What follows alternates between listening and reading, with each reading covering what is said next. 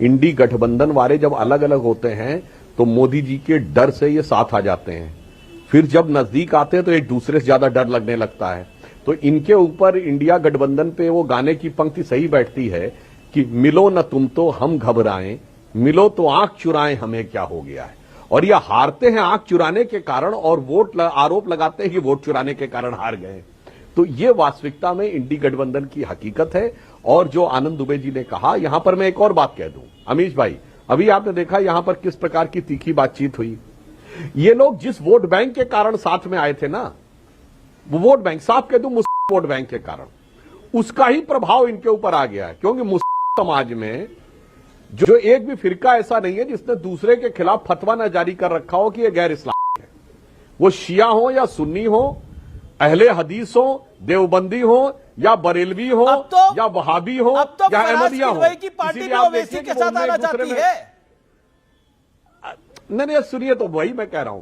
तो जैसे वहां एक दूसरे की मस्जिद में भी जाके विस्फोट कर देते हैं, जाके फट जाते हैं, यहां देखिए एक दूसरे के प्रति कहेंगे तो हम इंडी गठबंधन की एकता के साथ हैं, मगर एक दूसरे को भाजपा का एजेंट यानी काफिर साबित करने में लगे। मणिपुर में जो हुआ उसके पीछे एक लंबी पृष्ठभूमि थी और सरकार का कोई रोल नहीं था।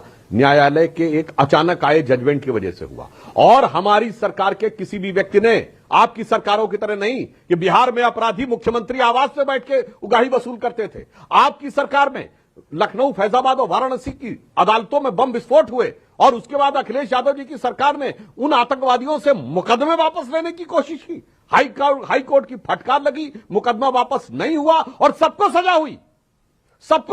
कईयों का आजीवन कारावास और फांसी हुई। जिनको फांसी और आजीवन कारावास होना चाहिए था उनको मुख्यमंत्री की दामने रहमत मिलती थी। इसलिए मैं कह रहा हूं यथार्थ की बात करना चाहिए, आपको फैक्ट के साथ बात करना चाहिए। 2022 के उत्तर प्रदेश विधानसभा चुनाव में जिन्ना को कौन लेके आया था? अखिलेश यादव।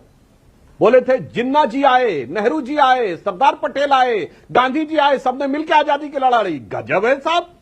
आप और बताइए, आप तो लखनऊ के रहने वाले हैं। और 1916 लखनऊ कांग्रेस अधिवेशन, इसी जिन्ना के दबाव में, सर अपने टर्म पे बोलिएगा, कांग्रेस के लिए पृथक निर्वाचन क्षेत्रों की मांग की गई और वहीं से पाकिस्तान की नींव पड़ी। और आपको पता 1946 के चुनाव में, जिसको यूनाइटेड प्रोविंस कहते थे, कितनी सीटें जीती? मुस्लिम के लिए रिजर्व 63 सीटों में 54 जीती ने 95% वोट से।